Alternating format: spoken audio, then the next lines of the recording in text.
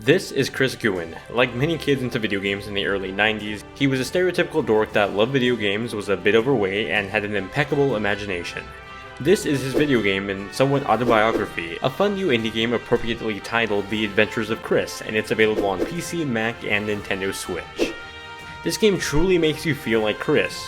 Actually, I didn't need to play this game to feel like Chris. I too grew up as an overweight video game nerd and thus found myself resonating a lot with the humor and writing with this adventure. Being somewhat of an autobiography, we play and learn a lot about Chris, a young, well-rounded boy who finds himself whisked away to the world of magic and fantasy. It's here that the evil Count Jr. transforms Chris along with multiple other kidnapped children from all around the world into obscure objects. It turns out that this evil villain wanted to get into this villain club, and these now modified children are Count Jr.'s bribe gift.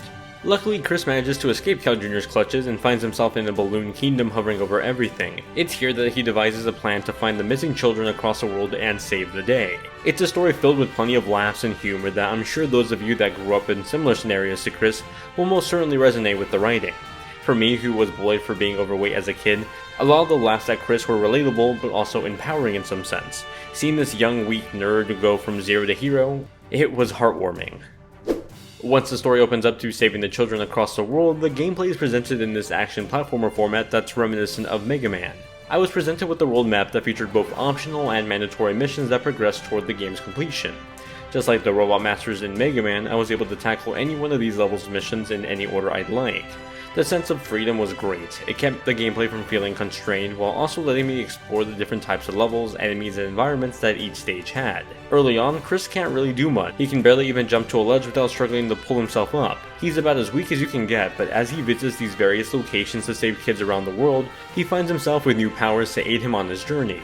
For example, he's able to float in midair with the curse that's inflicted on him by Count Jr. Later on, as he fights bigger bosses, he'll come across new powers like the ability to shoot fire from his fist. The more powers Chris unlocks, the more versatile he becomes. With the press of a button, he's able to switch between multiple powers for whatever case scenario comes his way.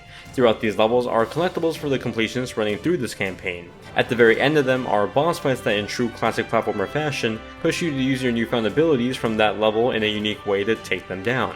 On rare occasions, I noticed hit detection wasn't always the best, especially when using a body slam ability that occasionally bounced back and other times just went right through the enemy. While the campaign isn't very long, I thoroughly enjoyed my time playing it. I thought the level design was solid and the variety of powers kept each level evolving in unique ways. As for replayability, multiple difficulties can amp up the challenge for players or make it a breeze for anyone that just wants to get through it. When this game originally came out to the Ouya console and Amazon Fire TV, it adopted a sprite look that made gameplay look like a retro platformer. For this new take on the game with new gameplay mechanics, a revamped look came along with it. In the place of the sprites is a new hand-drawn look that mimics the art style of many Saturday morning cartoons. I love the art style as it truly did feel like an interactive old 4Kids cartoon come to life for the modern age. It's certainly not on the level of quality with something like Cuphead or Monster Boy when it comes to the illustration quality, but there's still this level of charm here that I couldn't help but appreciate. If anything, I think what could have used a bit more work was the environment. While traversing through areas, I felt that the background and foreground could come off a bit too simple, at times almost static-like. It occasionally made gameplay feel like I was playing an old fan-made Flash game on Newgrounds. In terms of performance, while playing on my PC for this review, I did notice a single hiccup. It's a pretty minimal demanding game, so though I didn't experience the title on Nintendo Switch, I can't imagine it'd run into any performance issues there either. Major props to Chris Guin, who not only was the main developer behind this game, but also the composer for its music. I love the orchestrated theme song that played in the background during the big story moments.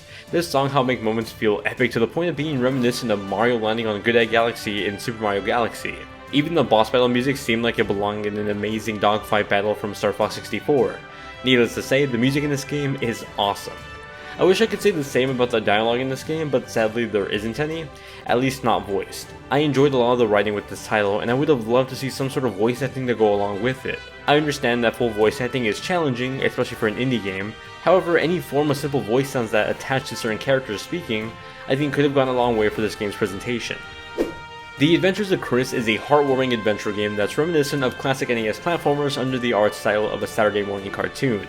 I love visiting levels from all around the world and seeing Chris progress from a nobody to a full-fledged hero. His story is hilarious yet charming in many ways that felt relatable, especially with my own childhood. If anything, I would have loved to see just a bit more on the presentation side when it came to character dialogue, or some of the art with the environments. maybe a bit more polished with the hit detection, as occasionally it did feel a bit off. Ultimately, I did enjoy my adventures with Chris, and I think many others would too. Thank you all for watching this review. If you enjoyed it and found it useful, be sure to hit that like button and subscribe. I also have a Discord community if you'd like to join it, that's linked in the description down below. I'll see you all in the next one.